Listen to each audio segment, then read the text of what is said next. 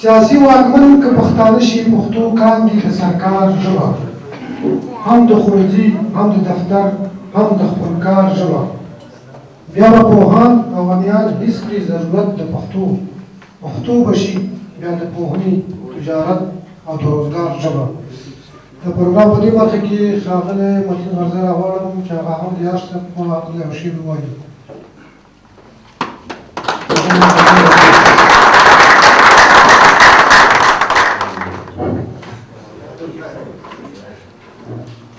یار صاحب باره کې ډېرې خبرې وشوې خو زه فقط یو شی لرم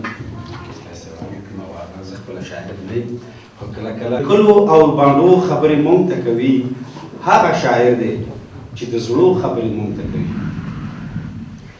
چې د زلفو په ټالونو زنګوي خیالونه چې د زلفو په ټالونو زنګوي خیالونه بیا یې د جړو وربلو خبرې مونږ ته کوي چې د منګي او د رباب د نغمو شور وپکې چې د منګي او د رباب د نغمو شور وپکې اوس د هغو ورانو دیرو خبرې مونږ ته کوي زمونږ د پیغلو په منګو باندې غاړې رنګ شوې زمونږ د پیغلو په منګو باندې غاړې رنګ شوې زمونږ د ویجاړو ګودرو خبرې مونږ ته کوي چې د مرغانو پکې ځالې وسوځېده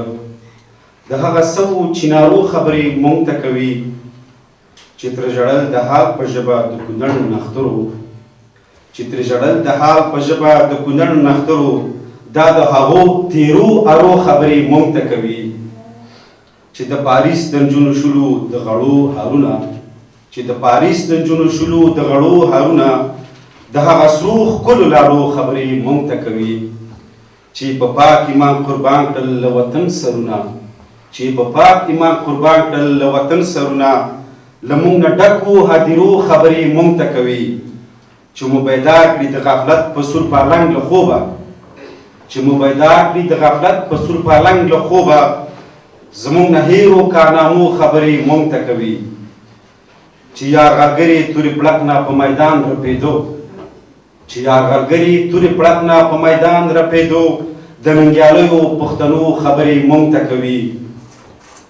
او پښتونه توره د نیکونو په ستاینه نشي پښتونه توره د نیکونو په ستاینه نشي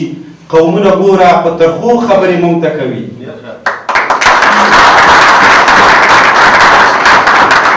پښتونه توره د نیکونو په ستاینه نشي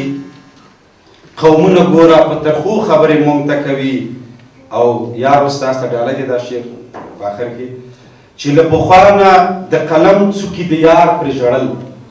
چې د پخوا نه د قلم څوکې د یار پرې ژړل مدینه نن د پرهارو خبرې مونږ ته کوي